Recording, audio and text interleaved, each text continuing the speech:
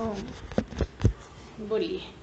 सच्चिदानंद भगवान की जय, सद्गुरुदेव भगवान की जय, सनातन धर्म की जय।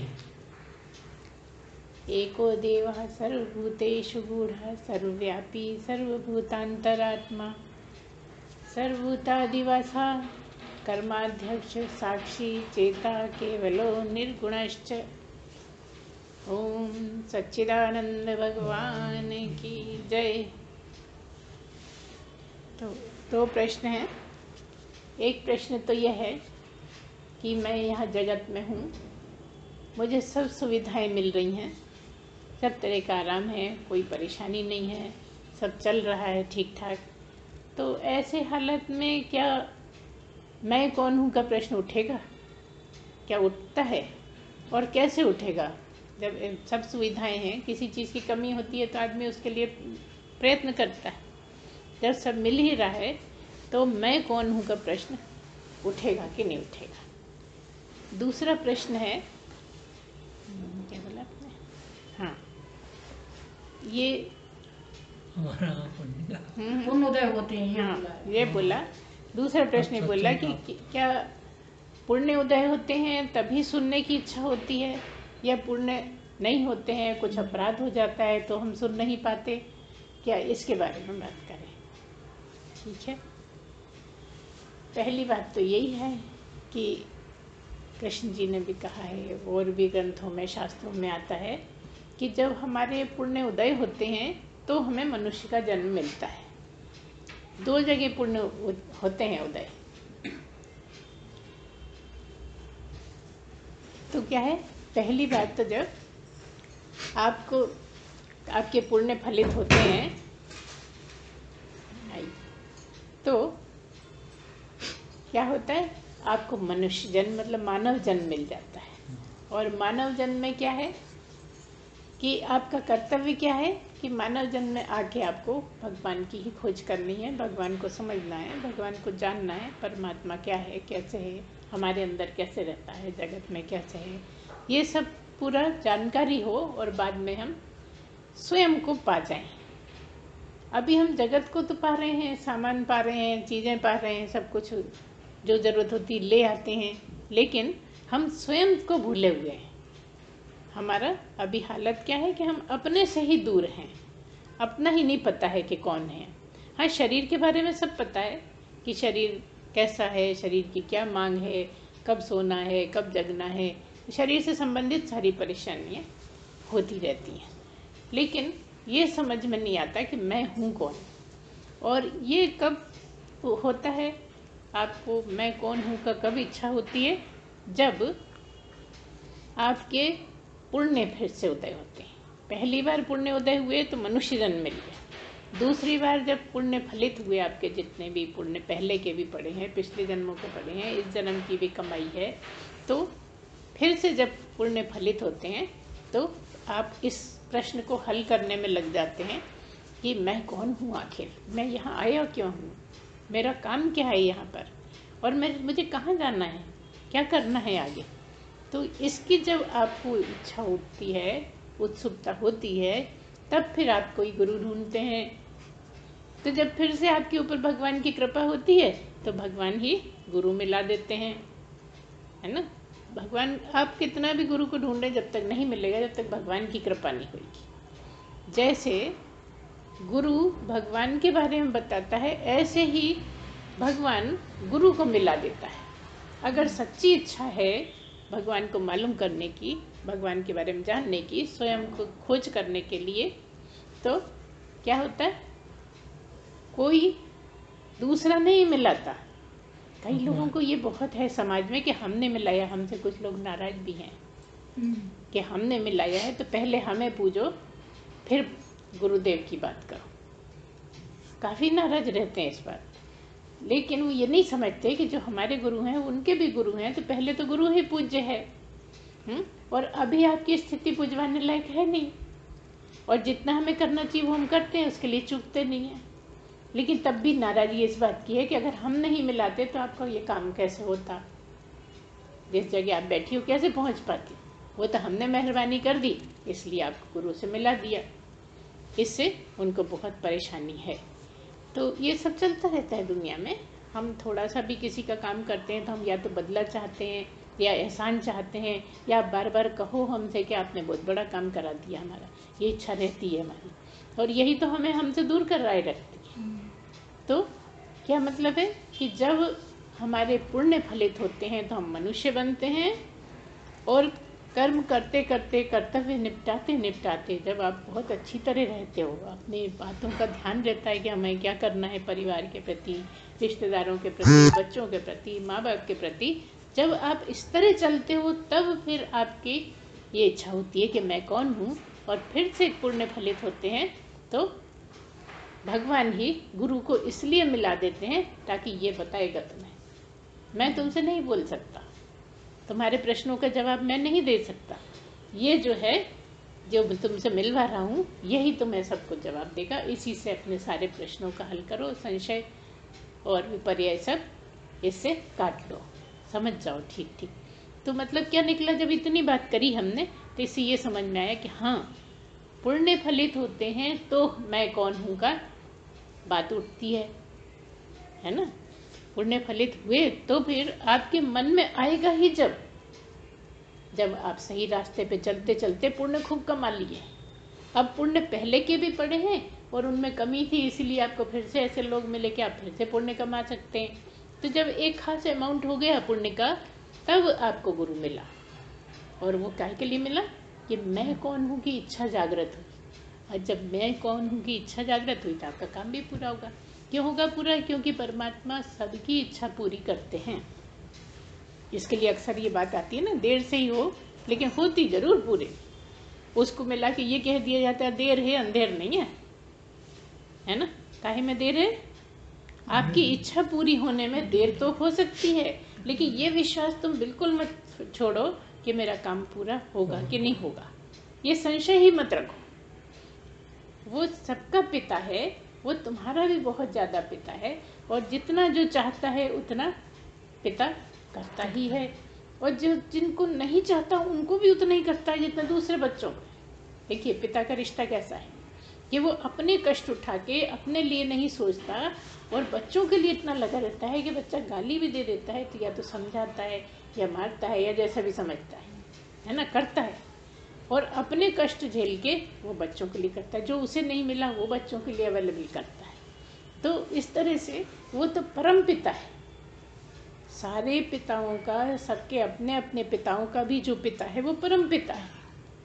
तो वो तो कितना ज़्यादा तुम्हारी बातों की चिंता होएगी, तुम्हारी इच्छा पूरी करने की चिंता होएगी उसको। अब जैसे कोई किसी का पिता होता है तो वो साधन जुटाता है, कभी कुछ बच्चे ने मांग कर दी, अब उसके पास उतना पैसा नहीं है, जब पैसा उतना इकट्ठा हो तब फिर उसके लिए दिलाऊं, है ना।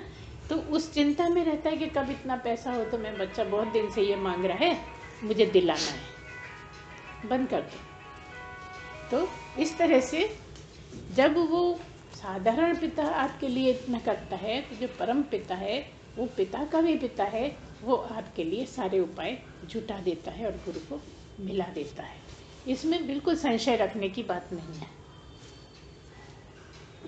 इसका संशय आप रखिए ही मत कि भगवान करेगा कि नहीं करेगा, पता नहीं हमारी किस्मत में है कि नहीं है। अगर किस्मत में नहीं होता तो तुम्हें इसकी इच्छा ही नहीं होती। अगर तुम्हारे ये आपके किस्मत में नहीं लिखा होता, भाग्य में नहीं होता, तो अंदर से ही बात नहीं उठती। हजारों लोग ऐसे हैं जो दूसरा भी बोले तो उसको काट देते हैं कि नहीं हमें सब बढ़िया मिल रहा है, हम जो जो चाहते हैं सब ले लेते हैं।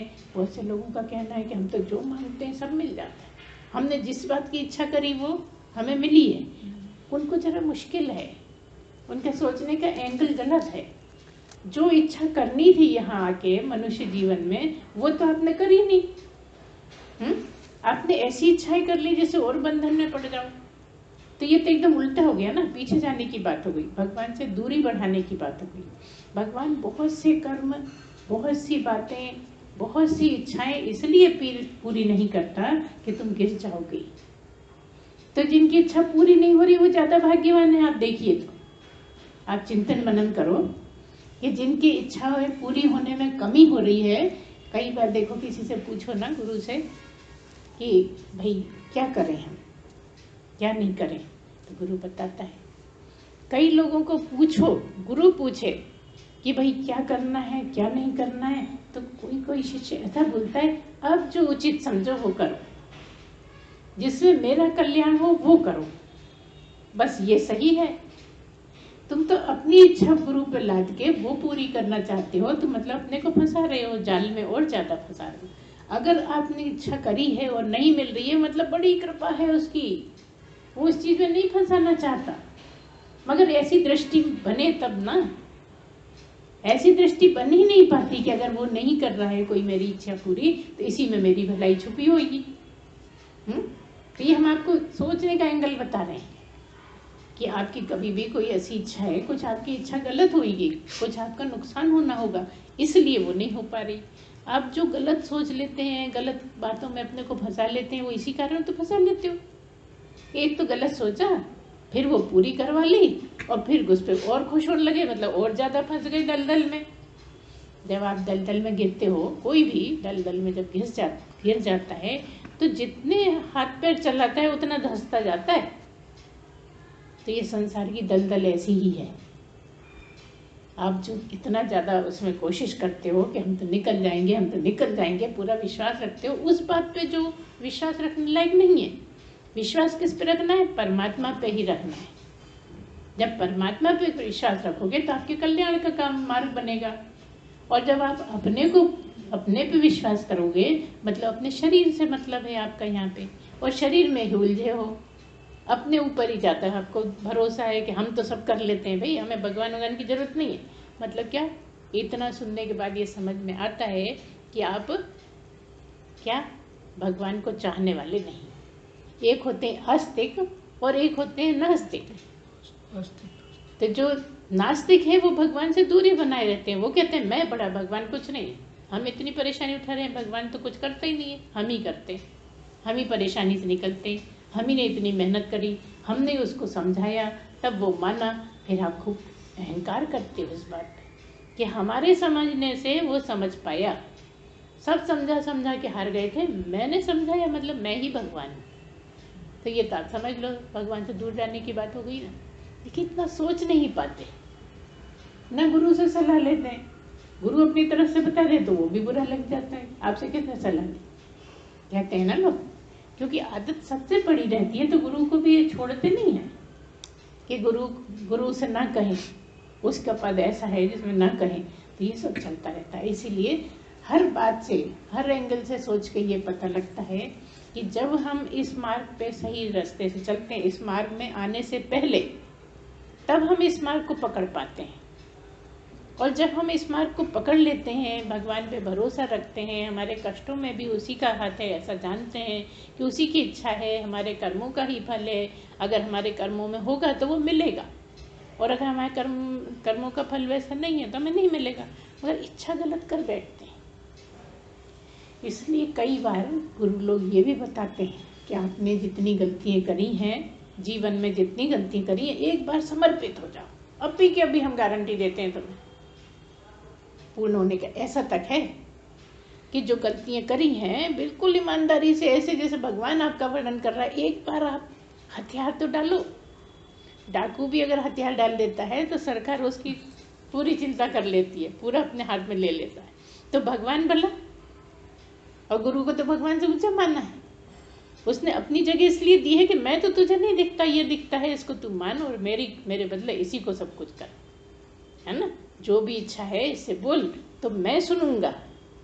गुरु कुछ नहीं कर सकता और गुरु सब कुछ करता है। समझ में आ रही है ना बात क्या कह रहा है?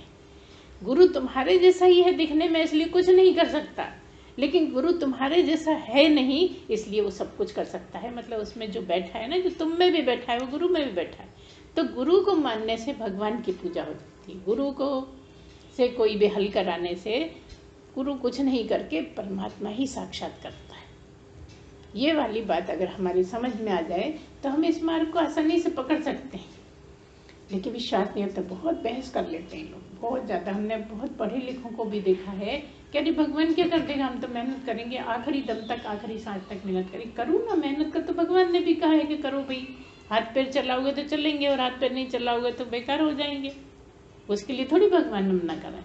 लेकिन गलत इच्छाएं को त्याग कर दो। जो गलत है या कोई इच्छा पूरी नहीं हो रही है तो राजी हैं हम उसी में जिसमें तेरी रजा है। एक ही चीज है। इस तरह से क्यों कर ले, क्योंकि इससे आपका समझौता अपने आप से हो जाएगा। अगर नहीं करोगे तो आप बार बार यही सोचोगे कि अरे इतनी इच्छा करी भगवान ने, हमारी सुनी नहीं, हमारी कर। बहुत लोग कहते दिख जाते हैं कि सुनी नहीं भगवान, सबकी सुन रहे हैं हमारी नहीं सुन रहे। नहीं, वो इसलिए नहीं सुनी क्योंकि आपके कल्याण का काम नहीं था, आपको पूरा वो होना नहीं था, उसी में आपकी भलाई छुपी थी। अगर वो हो जाता तो आपके नुकसान हो जाता, ये हम समझ नहीं पाए। इसलिए हर एंगल से यही समझ में आता है कि ये मैं कौन हूँ, कि मार्ग शुरू ही जब होता है जब हम अपने जीवन में सही ढंग से चल रहे होते हैं। माँ को माँ समझना, पिता को पिता समझना, भाई बहन को अपनी अपनी जगह समझना, रिश्तेदारों को अपनी जगह समझना और गुरु को अपनी जगह समझना। इतना जब हो पाता है तभी गुरु मिलता है। जब इनसे सबको क्यों समझ आ रहे थे, ताकि गुरु जब मिलेगा तो गुरु को तुम सही ढंग से समझ पाओगे। ऊपर ऊपर से हम कितना भी कहें हम गुरु को बहुत मानते हैं, बहुत चाहते हैं, अभी रिश्तों को नहीं चाहा तो गुरु को कैसे चाहोगे? ये बहुत मुश्किल है। आप इसको समझना, आप इस पे भी मनन करना कि अगर आपने अपने रिश्तों को सही नहीं समझा है तो गुरु को समझते तो हो कि मैं समझता हूँ, समझते नहीं हो। कड़वी बात है बहुत, लेकिन है सही। इसलिए अगर गुरु से आपको मानना है, गुरु को मानना है और मन जाना है, तो पहले अपने रिश्तों को निभाना पड़ेगा, रिश्तों के लिए करना पड़ेगा। और अगर गलत किया है तो एक बार आपको समर्पण करना पड़ेगा, सबके सामने, चुपचाप से नहीं। चुपचाप में तो बुराइयां होती हैं, अंतर ही है ये। आप 4 जनों में कह रहे हैं वो बुराई नहीं है, हमारा पूरा परिवार बैठा है और हम बात कर रहे हैं, वो बुराई नहीं है। बुराई कब है? जब कान में बोलते हैं, धीरे से बोलते हैं, छुपा के बोलते हैं, वो बुराई है। और अगर आपने सबके बीच में सही सही बात उतनी ईमानदारी से, जैसे भगवान ही मेरी सब बात बोल रहा है, ऐसे जिस दिन बोल दोगे उस दिन तो परमात्मा मिलना निश्चित हो जाता है ना। लेकिन जरा मुश्किल तो है इतनी हिम्मत जुटाना, जो हम सारे जीवन छुपाते रहे। एक दिन ऐसा है कि हमने जिसको खूब बुद्ध बनाया, झूठ झूठ बोलते रहे, झूठ झूठ बोलते रहे, उसी के सामने सब उगल दिया। इतना तो कोई छोटा मोटा काम थोड़ी है। राजा महाराजा होने से भी बहुत बड़ा काम है ये हिम्मत का। सब कुछ कर लेंगे मगर असलियत जो हम छुपा रखी है, सबसे बोलते उल्टा उल्टा है, वही आप नहीं बोलोगे, है ना। उसको सही ठहराने जैसी बात करोगे, बार बार ऐसी बात करोगे कि जो हम सबसे कहते रहे उस पर और मोहर लगती जाए। ये तो दलदल में फंसना ही हुआ ना। ये दोनों चीजें बहुत पास पास हैं। आज इन्होंने प्रश्न ही ऐसा उठाया है जिसके जवाब में ये सब आता है। तो आप मैं कौन हूँ कि जब आप कोशिश करते हो तब फिर आपका मार्ग आगे चलता है। जैसा अभी हमने बताया कि पुण्य फलित होते हैं तब होता है ना। दोनों बातों का ये मतलब निकला कि जब जब जैसे जैसे पुण्य फलित होते हैं वैसे वैसे आपका मार्ग बनता चला जाता है। पुण्य, सब अच्छे कामों के लिए पुण्य फलित होना जरूरी है। अब किसी चीज के लिए ज्यादा पैसा चाहिए, आप बाजार खरीदने गए हो तो सब चीज के लिए पैसा चाहिए मार्केट में, है ना। कोई कीमती चीज है उसका ज्यादा पैसा है, सोना है उसका और ज्यादा पैसा है, और अगर हीरे हैं, हीरे मोती हैं तो उसका और ज्यादा है। तो सबकी अपनी अपनी वैल्यू है, अपनी अपनी जगह सबका है, जगह स्थान है, उस हिसाब से आपका सब चलता रहता है। तो ऐसे ही जब ये इच्छा जागृत होती है कि मैं कौन हूँ, तो परमात्मा आपको मदद करने लगते हैं। कैसे? गुरु के सहारे, गुरु के रूप में। करते परमात्मा ही हैं। इसीलिए ज्ञान भी जब प्राप्त होता है जब परमात्मा चाहते हैं तो गुरु के द्वारा आपको स्वीकार कर लेते हैं। गुरु भगवान की प्राप्ति का क्या मतलब है? गुरु के द्वारा आपको स्वीकार करते हैं। जब तक गुरु स्वीकारेगा नहीं, जब तक परमात्मा स्वीकारेगा नहीं, और परमात्मा स्वीकारेगा तो गुरु स्वीकारेगा, है ना। क्योंकि परमात्मा ही तो मुख्य है जो गुरु के रूप में दिख रहा है।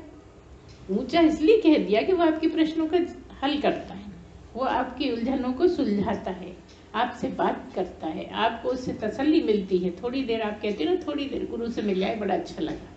क्यों लगा? क्योंकि अंदर श्रद्धा इतनी है कि आप मानते हो भगवान जैसा ही। अब किसी को भगवान मिल जाए तो कितनी शांति मिलेगी ना, है ना? वैसी ही बात यहाँ गुरु की है। इसीलिए कह दिया गुरु बिना भवनिधि तरहि न कोई, जो विरंच शंकर सम होई, है ना? गुरु के बिना भवनिधि नहीं तरी जा सकती। आप कितने ग्रंथ पढ़ लो, शास्त्र पढ़ लो, जानकारियाँ ले लो, खूब सत्संग सुनते रहो, दिन भर टीवी सुनते रहो, तब भी क्यों नहीं होती? क्योंकि अभी गुरु नहीं बनाया, अभी गुरु आपने ढूंढा नहीं, बनाया नहीं। और बनाने के बाद इसलिए नहीं आई कि आपको गुरु बनाने का कोई जरूरी लगता नहीं है। अब क्यों नहीं लगता? क्योंकि बहुत नकली बैठे हैं, बहुत तरह तरह के लोग बैठे हैं जो गुरु तो है नहीं लेकिन गुरु कहला रहे हैं, तो आपका विश्वास उठ गया। लेकिन जब समय आता है, हम फिर कहें कि जो आपने अपने कर्तव्य पूरे करे हैं, तो समय आता है, और जब समय आता है तो मिल ही जाता है, और जब मिल जाता है तो आपका मार्ग चल पड़ता है। काहे का मार्ग चल पड़ता है? मैं कौन हूँ जानने का मार्ग चल पड़ता है। मतलब आप उसमें और ज़्यादा कमर कस के तैयार हो जाते हैं कि अब जो भी परेशानी आएगी हम सहेंगे, लेकिन इसको पूरा करके रहेंगे, जान के रहेंगे कि मैं हूँ कौन आखिर। फिर गुरु आपको धीरे धीरे समझाता जाता है, बताता जाता है कि तू संसार में फंसा हुआ है, इसलिए तू समझ नहीं पा रहा है। जिसको तू समझता है मैं, वो तू है ही नहीं। क्योंकि फिर तरह तरह की दलीलें देता है वो, है ना? आपके संशय मिटाता है और आपकी विपर्य मिटाता है। संशय का मतलब क्या है? जो आपकी गलत धारणाएं हैं उनको हटा के सही धारणाएं बिठाता है। इसलिए कहते हैं श्रवण मनन निधिध्यासन। और एक विपर्य, विपर्य का मतलब ये है कि आप कुछ का कुछ समझते हो, है ना? इसका सबसे सादा उदाहरण क्या है? सबसे सरल उदाहरण क्या है? कि सांप, लाठी को सांप समझ लेना, पाइप को सांप समझ लेना। है तो पाइप, लेकिन हमारा ज्ञान जरा कम है, हम ज्ञान नहीं बढ़ा पा रहे हैं, हमारी श्रद्धा ज़्यादा नहीं है, इसलिए आप सांप समझ रहे हो, डर रहे हो। जब आपका संशय मिटे तो आपने क्लियर कर लिया कि नहीं नहीं मैं गलत समझ रहा था, ऐसा नहीं ऐसा है ना? जब आपको ये समझ में आएगा तभी आपके विपर्य हटेंगे। विपर्य का फिर से मतलब बताते हैं हम कि विपर्य का मतलब है कुछ का कुछ समझ लेना। इसलिए सबसे आसान उदाहरण ये देते हैं हम कि रस्सी को सांप समझ लेना। पड़ी तो रस्सी थी, और शाम का टाइम क्यों कहते हैं? क्योंकि वह ज्ञान की अवस्था, आधे ज्ञान की अवस्था है, अधूरे ज्ञान की अवस्था है।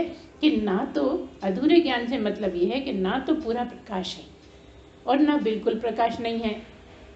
अगर प्रकाश होता है तो आपको रस्सी रस्सी दिखेगी, निश्चित है ना? फिर पड़े का ध्यान भी नहीं आएगा। और अगर पूरी तरह से अंधेरा है तो क्या पड़ा है इसका भी मतलब नहीं। हो सकता है पैर ही रखा जाए, बहुत घोर अंधेरा है और आप जा रहे हो तो हो सकता है कि पैर ही रखा जाए, लेकिन तब भी पहले ध्यान क्या आएगा? सांप तो नहीं था। होता है ना, तो रोज की जिंदगी में देखते हो। जिस चीज का डर होता है वही भाव उठता है। इसलिए क्या सिखाते हैं? डरो नहीं, ये अभय पद है, ये निर्भय पद है। डरने का बंद करो, धीरे धीरे कोशिश करो आपकी डरना आपका कम हो। यहाँ के डर खत्म होंगे तब वो वाला डर खत्म होएगा। कौन सा डर? यहाँ के डर की बात हो रही है, जो डर सब डरों के पीछे खड़ा है। जब भी आपसे कोई पूछे कि डर का मतलब क्या है, डर का मतलब बस एक ही है कि मैं मर जाऊंगा। बीमार हो गए तो डर क्या लगा है? मर जाऊंगा। बुखार आ गया, जुकाम हो गया, अभी जुकाम हुआ है, कुछ ज्यादा नहीं हुआ, लेकिन अगर इलाज नहीं करा तो मर जाऊंगा। कितनी बार जुकाम हो चुका है, लेकिन जब जरा सा बिगड़ा क्या है? मर नहीं जाऊं, भी लेना ही पड़ेगी दवाई। नहीं बनता तो लड़ाई झगड़े उतमबाजी। जो जितना ज्यादा लड़ाई झगड़ा करता है उतना ज्यादा डरता है। सचमुच में अंदर से बहुत ज्यादा पोला जो होएगा वो डरेगा भी ज्यादा। और जितना ज़्यादा आपका डर दूर जाएगा तो आप खुलते जाएंगे, आपको समझ में आती जाएंगी बातें। इसलिए संशय विपर्य जब तक नहीं मिटेंगे जब तक आप अपने डर को क्लियर नहीं करोगे, और जब तक संशय विपर्य नहीं खुलेंगे तब तक आपका डर कम नहीं होगा, जब तक डर कम नहीं होगा जब तक संशय विपर्य नहीं हटेंगे, है ना। ऐसे अड़ी हुई हैं बातें एक दूसरे से। इसलिए गुरु लगातार आपके संशय विपर्य मिटाता है। एक बार किसी ने हमें एक प्रश्न भी दिया था कि ये विपर्य के बारे में बताइए आप, कि ये विपर्य क्या है। तो ये विपर्य यही है कि कुछ का कुछ समझ लेना है तो कुछ और। जब टॉर्च जलाई तो पता लगा सांप है। जब टॉर्च नहीं जलाई थी तो ऐसा लगता था कि सांप पे हाथ पैर रखा गया, जबकि रस्सी पे पैर रखो तो अलग है आपका सेंसेशन, और सांप पे रखो तो अलग है ना। लेकिन तब भी रस्सी का ध्यान नहीं आया, सांप का ही ध्यान आया। तो इस तरह से सभी जगह होता रहता है। हम कितनी बार इधर उधर देख भी लेते हैं, लोगों से मिल लेते हैं, तो बात तो कुछ और थी, मतलब कुछ और लगा के बैठ गए, लड़ाई झगड़े हो गए। अच्छा चल लड़ाई झगड़े नहीं हुए, बुरा मान के बैठ गए, फिर बरसों बोल ही नहीं रहे हैं, फिर कह दिया हमारे अहंकार को चोट लगी है। भाई अहंकार क्या है? अहंकार केवल कुछ का कुछ समझ लेना ही है। आपका अहंकार उतना ही तगड़ा होता जाएगा जितना ज्यादा आपका स्वभाव कुछ का कुछ समझना है। और अगर कुछ का कुछ नहीं समझते हो, आप उसी पे छोड़ देते हो, होगा कुछ कारण, नहीं कर पाया, हो सकता है मैं ही ठीक से नहीं समझाऊं। लेकिन अहंकार ये मानने नहीं देता कि मैं नहीं समझा, मैं तो बहुत समझदार हूँ, सब बेवकूफ होंगे लेकिन मैं बहुत समझदार हूँ। तो जितना ज्यादा जो किसी से बुरा मानेगा, लड़ेगा, झगड़ेगा, वो उतना ही अहंकारी है। हर चीज साबित होती है यहाँ पे, आप देखते जाइए, है ना। क्योंकि अहंकार जो है उसको झुकने नहीं देता, अहंकार उसको मानने नहीं देता, और दूसरे से भी कहता है अरे तुमने क्यों कर किया था, तुम ऐसा नहीं करना। तो अहंकार बना के रखो भाई। कई बार तो गुरु ही बहुत अहंकार बना देते हैं। कोई नया नया गुरु बना है तो उसको सिखाते हैं कि ऐसे तो नहीं सहना, वैसे नहीं सहना, बिना बुलाए नहीं जाना। अरे गुरु तो भगवान है, उसको कहीं रोक नहीं है। जो नहीं भी मानता होगा, जब आपकी ऐसी नम्रता देखेगा तो वो भी झुक जाएगा, है। और अहंकार से तो अहंकार बढ़ता है। आप थोड़ा मानोगे, सामने वाले ज्यादा करने लगेगा, वो तो कोई वैसे भी जगत वाला ही है ना। तो ये सब आपको पहले से सीखना पड़ेगा। अब हम बहुत देखते हैं कि देखो उसने हमारा ऐसा कर दिया इसलिए हम उससे नहीं बोलेंगे, है ना। इसने उस टाइम ऐसा करा था तो अब हम उसके घर नहीं जाएंगे, वो हमारे घर नहीं आई तो हम नहीं करेंगे। छोटी छोटी बातें, फोन करना भी इसलिए कि उसने हमें नहीं माना तो हम उसको नहीं कर सकते, उससे आप बात कर लेना, बाकी सबसे हम कर लेंगे। तो ये सत्संग में बैठ के अगर नहीं मिटाओगे तो कभी नहीं मिट पाएगी। सत्संग ऐसी जगह है जहाँ अगर बात आपको क्लियर समझ में आ गई है तो आप मिटाने का चेष्टा करिए, मिटाने की प्रयत्न करिए। और जब तक आप नहीं मिटाने की हिम्मत है, जब तक समझिए भी आप आगे नहीं बढ़े, इतनी हिम्मत आ जानी चाहिए, है ना। तो जो हमारा शिष्य अपने आप को समझता है, इन बातों का लगातार प्रयत्न करिए कि आपसे जो भी गड़बड़ियाँ हो रही हैं वो होने नहीं पाए, चाहे रिश्तेदार हों, चाहे दोस्त हों, चाहे ऑफिस हो, चाहे घर हो, उसमें इस तरह के प्रयत्न करिए कि आप सबसे जुड़े रहें। भगवान दुनिया में एक भी आदमी को, एक भी कीड़े को, एक भी पक्षी को, एक भी जानवर को, एक भी मछली को ऐसा नहीं छोड़ता कि मैं तुझसे दूर हूँ। अब यहाँ तो आदत डाल लो कम से कम। क्यों? क्योंकि उसकी करनी उसके साथ है, आपकी करनी आपके साथ है। वो अगर बुरा कर रहा है तो तुम्हारा क्या बिगाड़ सकता है, बताओ? बिगाड़ सकता है कोई किसी का? कितना भी बुरा कर ले वो अपना ही तो बिगाड़ रहा है। हर तरह से उसी का बिगड़ रहा है, आपका कुछ नहीं बिगड़ रहा। इसलिए जितनी जितनी ये बातें क्लियर होती जाएंगी ना, तो मैं कौन हूँ समझने के लायक बन जाओगे। मैं कौन हूँ समझने में सेकंड नहीं लगता, उसको समझने के लायक बनने में सारी मेहनत है। उसको समझने के लिए जन्मों लग जाते हैं कि उसकी तरह की आपकी पृष्ठभूमि बनी हो, उस तरह का आपका हालात बने कि आप वो समझ पाओ। इसीलिए कह दिया कि यहाँ भगवान को पाने के लिए कुछ करना धरना नहीं है। करना कहाँ है? करना प्रकृति में है, करना शरीरों के लिए, करना जगत में है, करना जगत के लिए, है ना। और भगवान के लिए कुछ करना नहीं है। आपको इतना कर लेंगे तब भगवान मिल जाएंगे, इतने तीर्थ कर लेंगे तब भगवान मिल जाएंगे, इतनी बार नहाए आएंगे तब भगवान मिल जाएंगे। हाँ, कृपा करके जो खूब नहाया है गंगा में, कृपा करके भगवान उसको भी दे देते हैं कि चल तू भी महामंडलेश में। अभी तो वो बना ही नहीं, आपने अहंकार में डाल दिया। जो हो गया है वो अहंकार कंट्रोल कर सकता है, जो हुआ नहीं है और उसको कह दिया कि आपका भी हो गया तो वो तो बहुत दूर चला गया। हम गुरुओं पे उंगली नहीं उठा रहे। हम अपने दिमाग से जब सोचते हैं तो हमें कई बातें ऐसी लगती हैं कि ये बहुत जल्दी हो गया। किसी की जिद से कि हमें कह दो, हमारा डिक्लेयर कर दो, ये गुरु का काम नहीं है। गुरु उसको पकाता जाए गुरु का काम है उसको तैयार कर देना। गुरु का काम इतना ही है कि उसकी समझ में आने लगे कि मैं कौन हूँ, ये जानने लगना। अब गुरुओं की भी कुछ मजबूरियाँ होती हैं तो कर देते हैं ऐसी बात, कई बार डिक्लेयर कर देते हैं, करना पड़ता है। अब कोई आपके सामने तलवार लिए खड़ा है, वो कहता करेगा कि नहीं, ऐसे सीधा आके मार नहीं रहा, मार दे तो ठीक है, एक तरफ हो गया, लेकिन कहता ऐसा करेगा कि नहीं करेगा। अगर करेगा तो नहीं मारूंगा, तो गुरु कहेगा भैया अभी कल्याण के लिए जीना है, ये शरीर बना रहे, सबका कल्याण होता रहे, ठीक है भैया कर दूंगा। तो ये स्वीकारा तो नहीं गुरु ने, करना पड़ा। अब दूसरे कहते हैं ये गलत कर दिया, ये गलत कर दिया, ऐसा नहीं करना था, वैसा करना था, ये सब आप दूसरों पे छोड़ दो। आप इसकी बिल्कुल चिंता ही मत करो कि गुरु ने क्या किया, क्योंकि गुरु में गुरु नहीं कर रहा, परमात्मा ही कर रहा है। अभी हमारे एक परिचित हैं जिनको बिल्कुल श्रद्धा नहीं थी भगवान से,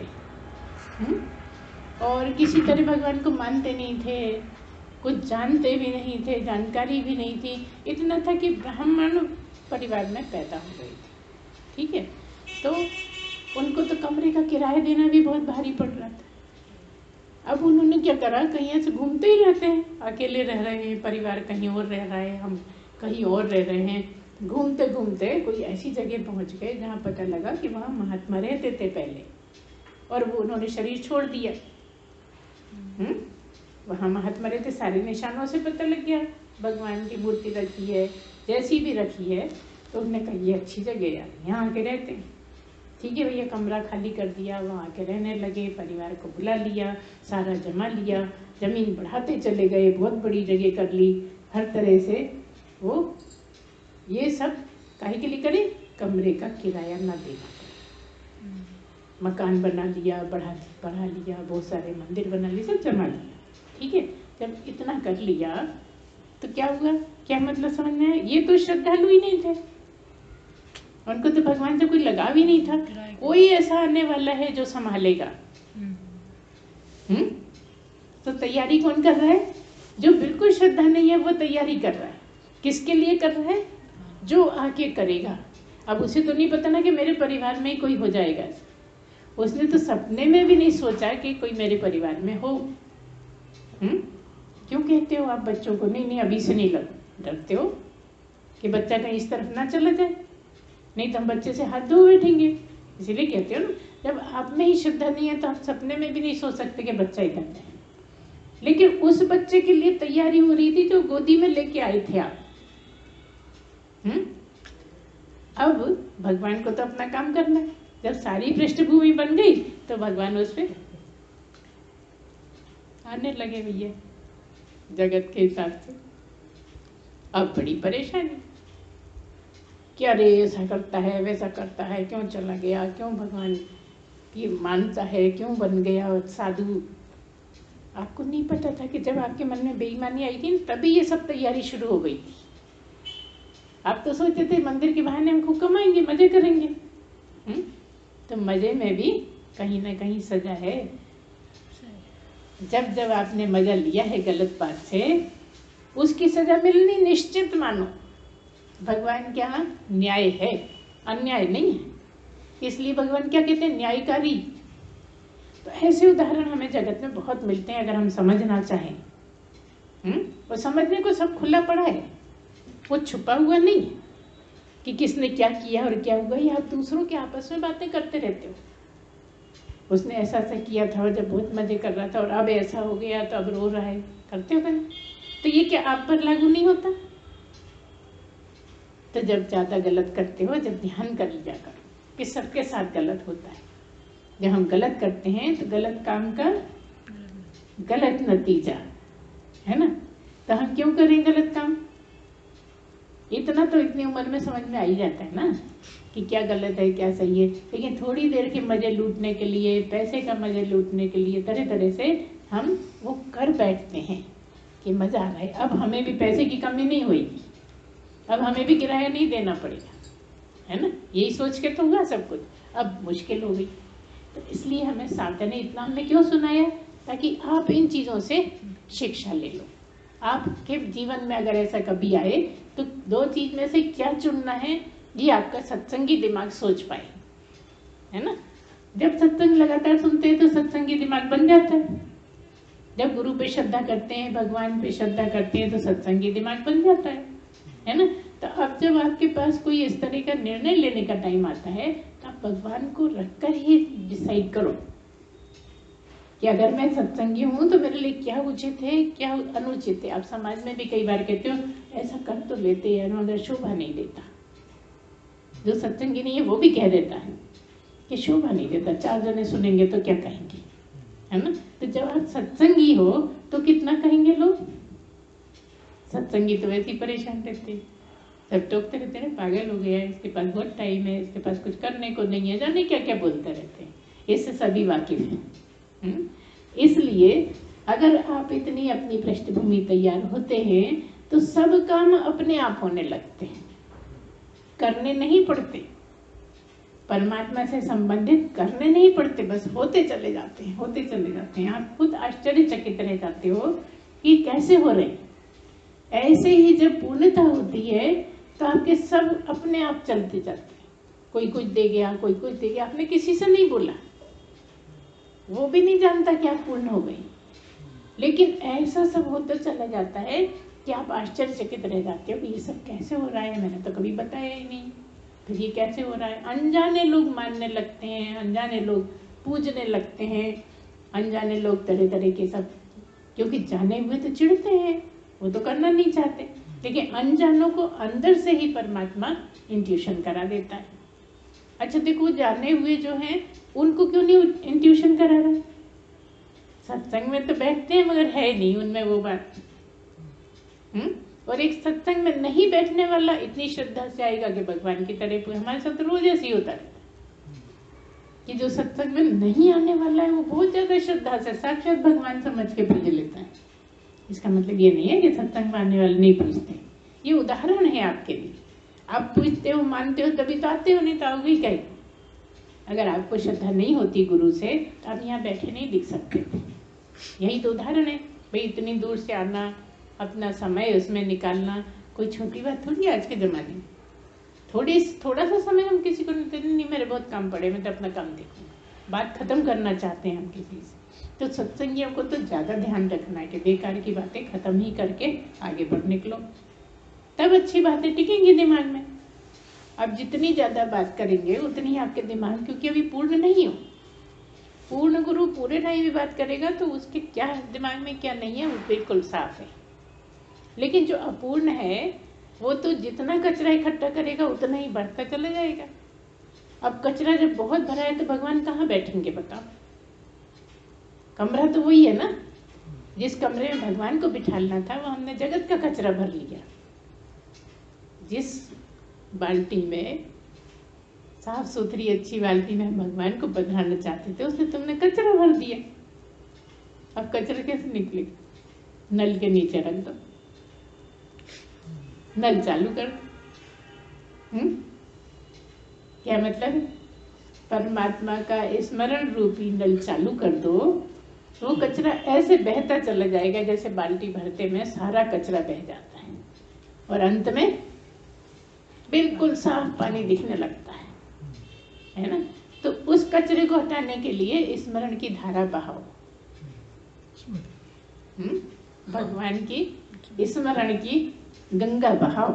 हम तो गंगा ही कहेंगे, जितना स्मरण है ऊंचा उतना तो कोई नदी हो नहीं सकती। गंगा भी है और आपका भगवान का स्मरण नहीं है तो गंगा बेकार है। और अगर अपने बाथरूम में भी नहा रहे हो, भगवान का स्मरण है, तो गंगा से भी ज्यादा बड़ी गंगा हुई, है ना ऐसा? आप कितने जुड़े हो इससे मतलब है। गंगा तो है ही पवित्र सबके लिए, लेकिन कई लोग मीट काट काट के डाल देते हैं, है ना। आजकल तो YouTube पे भी खूब दिखा रहे हैं, इस तरह का कि जान के कर रहे हैं, उसको अशुद्ध बनाते हैं। भगवान के लिए शुद्ध कुछ नहीं है, सब आपके ही लिए शुद्ध और अशुद्ध है। इसलिए विचार पवित्र करने पड़ेंगे। जब भगवान का विचार रखना है, जहाँ परमात्मा के विचार को रखना है, वहाँ गलत विचारों को त्यागना पड़ेगा। ये त्याग है ना। कोई आलू छोड़ दिया, ये त्याग नहीं है। हाँ, जहाँ जरूरत है, स्वाद की बात है, तो फिर वो भी अपने आप आता है, वो करने की बात नहीं होती। जो आपने कहा कि सब खा रहे हैं, पी रहे हैं, मजे मिल रहे हैं, लेकिन जब बीमारी होती है तो हमें छोड़ना पड़ता है। तो जब मैं कौन हूँ की बीमारी होती है ना, तो अपने आप छूटता चला जाता है। बहुत बड़ी बीमारी है। किसी किसी की हो पाती है ठीक, लेकिन जिसको आगे है कि मैं कौन हूँ, वो भले शरीर बदल जाए, हो के तो रहेगा, ये भी निश्चित है ना। सभी सत्संगी कुछ तो भगवान का उपकार है, कुछ तो पूर्ण फलित हुए कि मन में ये आया कि मैं कौन हूँ, ये जान जाऊं। अगर ईमानदारी से आया है तो फिर कहेंगे देर है, अंधेर नहीं है भैया। भगवान के घर अंधेर का कोई काम नहीं है। तो अगर ये आ गया है सच्चे मन से, दिखाने के लिए नहीं। एक मन ये होता है कि सत्संग में बैठ के भी ये चाहते हैं कि दूसरे लोग समझने लगे कि मैं पहुंच गया हूँ। अरे भैया, हमने तो देखा है, बड़ा कठिन मार्ग, बड़ी बुरी हालत रहती है, सब भूल जाते हैं, पागल जैसे होते हैं। ऐसा आप कहते मिल जाएंगे लोग। प्राप्त पुरुष तो पागल जैसा होता है, पागल ठहराने लगते हैं लोग। आधा पागल तो पक्का ही समझो तो। जैसे जैसे समय बढ़ता है, उसकी याददाश्त कमजोर होती चली जाती है। जैसे जैसे समय बढ़ता है, जगत को भूलता चला जाता है। और रहना है जगत में तो आधे पागल ही तो लगेंगे, पूरे पागल भी लगे कोई बड़ी बात नहीं। और ऐसी हालत हो जाती है। इसलिए यहाँ दूर से चमकती हुई चीज है ये, इसको झेल पाना इतना आसान नहीं है। और आपको कुछ पता लगता नहीं, आपको तो लगता देखो कितने मजे में।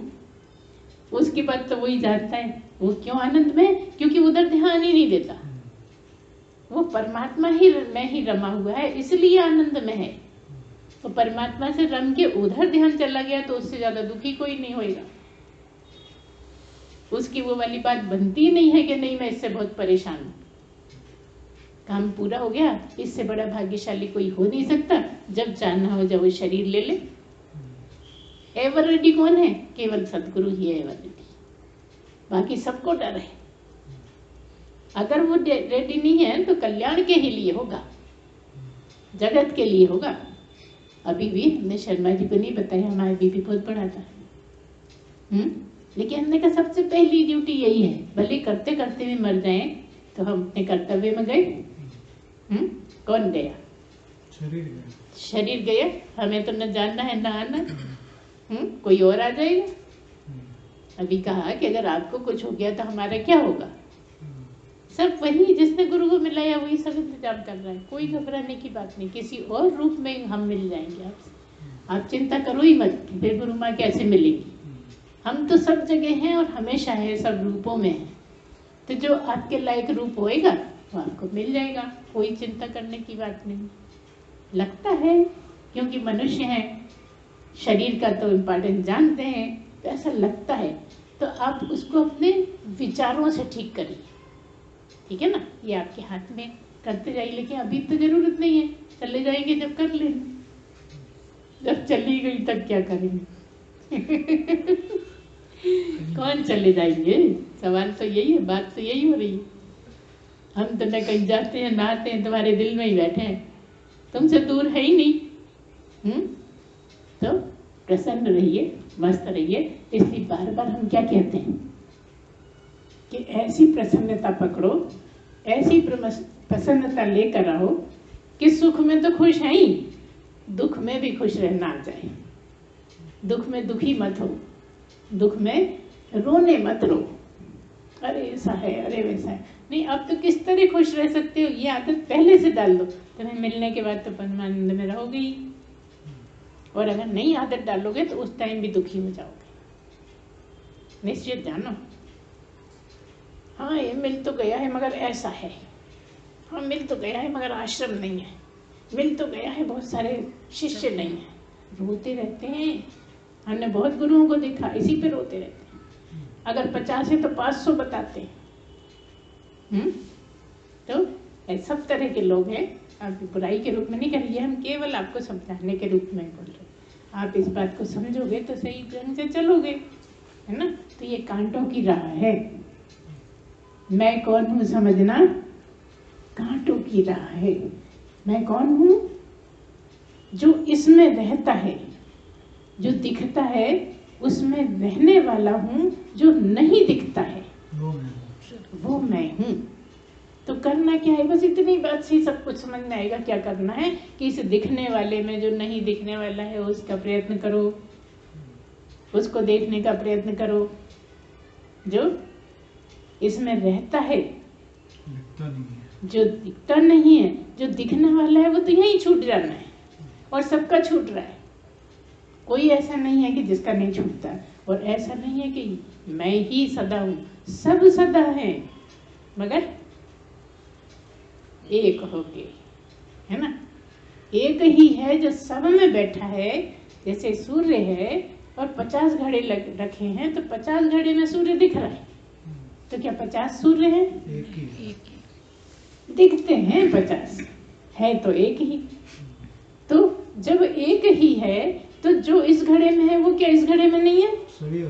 जो इस घड़े में है वो इसमें नहीं है क्या? हर घड़े में वही है।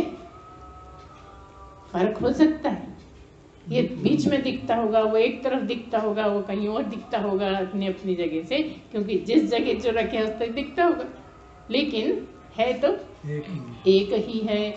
ऐसी आप छाया की देख लो। सुबह के सूर्य के नीचे खड़े हो तो आपको छाया बहुत लंबी दिखेगी, दूर तक दिखेगी।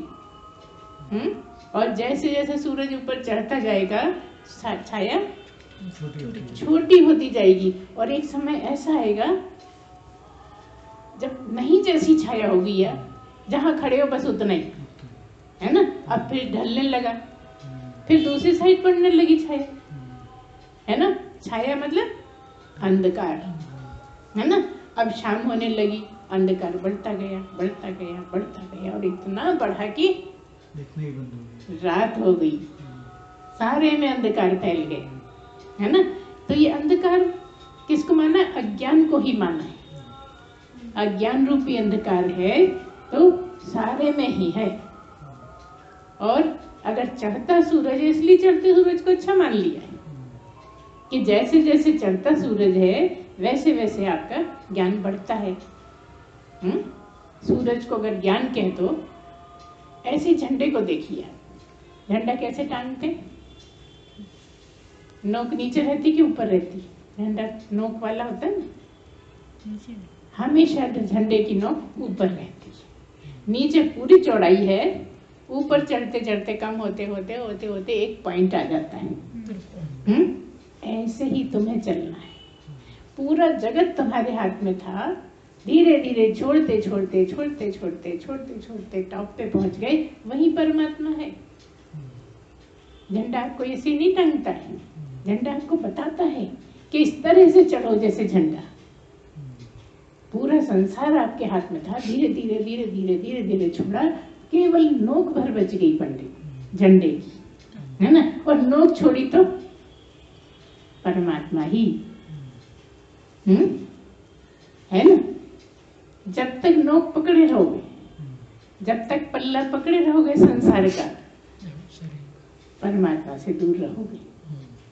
सब छोड़ दिया लेकिन आसक्ति नहीं छोड़ी। सब छोड़ दिया, मैं को नहीं छोड़ा। मैं जो है वो झंडे की नोक, मैं नहीं छूटती। नोक पकड़े रहते, लगता है नोक छोड़ेंगे तो गिर जाएंगे। जैसे ही मैं छूटी कि अब वही जो है मैं कौन हूँ इसका ज्ञान हो गया। ये जान लिया कि मैं कौन हूँ।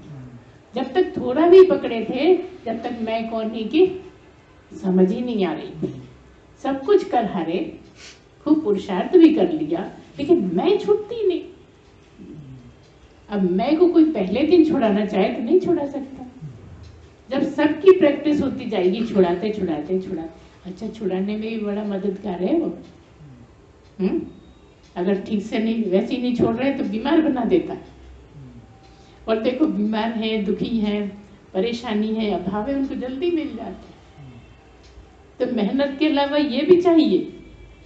हमने तो यही ध्यान किया कि जिसको जीवन में परेशानी है उसको जल्दी मिल जाता है। जो बहुत ज्यादा परेशान हुआ है, जिसको जिंदगी भार लगने लगी है, वो जिंदगी को छोड़ के, संसार को छोड़ के परमात्मा को लग जाए, देर नहीं लगती, बहुत जल्दी मिलता है। तो कौन कितना परेशान है, कौन कितना सुखी है, कौन कितना दुखी है, एक ही जानता है। वो कौन? आप ही तो जानते हो। तो कौन हुआ परमात्मा? है ना?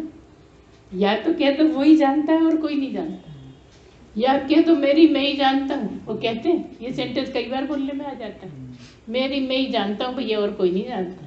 किसको उसको रोना रो।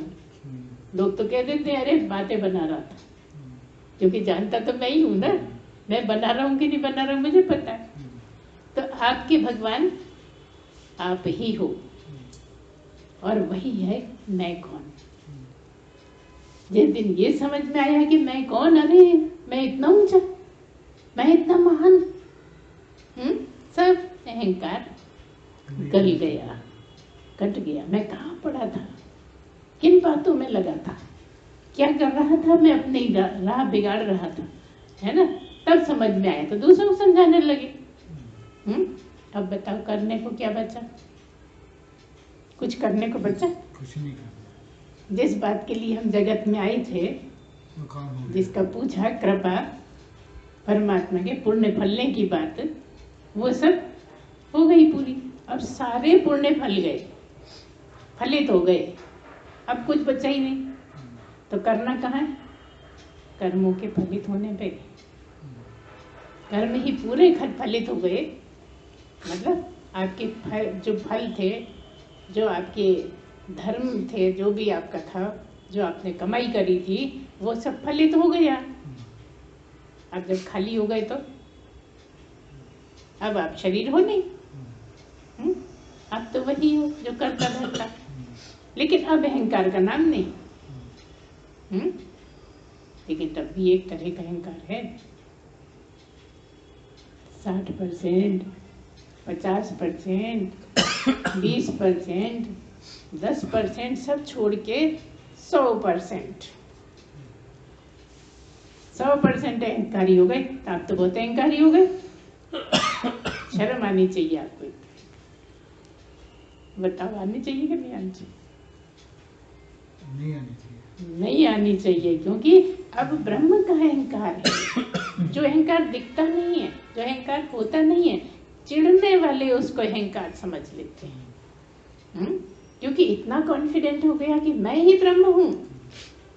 बहुत बताते हैं अपने आप को ब्रह्म, ऐसा है वैसा है, कितनी बातें करते मिल रहे। लेकिन अब 100% वाला अहंकार आपके लिए कहीं भी आपको दुखी नहीं कर सकता। प्रदर्शन ही नहीं करेगा। आप परमात्मा की ही जगह पर बैठ गए। अब न करने को कुछ बचा, ना आगे कुछ करना है। मतलब ये है कि जो भी करते हो आप करते नहीं, सब होता रहता है। इसलिए पहले से आदत डालनी पड़ती है कि मैं कुछ नहीं करता, सब हो रहा है। अगर पहले से आदत है तो यहाँ आसानी हो जाती है, नहीं तो करने का भी बहुत रहता है। इस तरह से आप समझ सकते हो कि मैं कौन हूँ, है ना, जान सकते हो बड़ी आसानी से। धीरे धीरे समझ में रखते हुए, मनन चिंतन करते हुए, श्रवण करिए, मनन चिंतन करिए, ध्यान करिए। जब इसका भंडार भर जाएगा तो आप तो हो ही वही, अब कहीं जाना नहीं है। और जाते रहो सब जगह, जहाँ जो बुलाए वहीं पहुँच जाओ, है ना। इस तरह से आज का हम यही समाप्त करते हैं। बोलिए सच्चिदानंद भगवान की जय, सद्गुरुदेव भगवान की जय। ओम पूर्णमदः पूर्णमिदं पूर्णात् पूर्णमुदच्यते पूर्णस्य पूर्णमादाय पूर्णमेवावशिष्यते। ओम शांति शांति शांति। सच्चिदानंद भगवान की जय। सद्गुरुदेव भगवान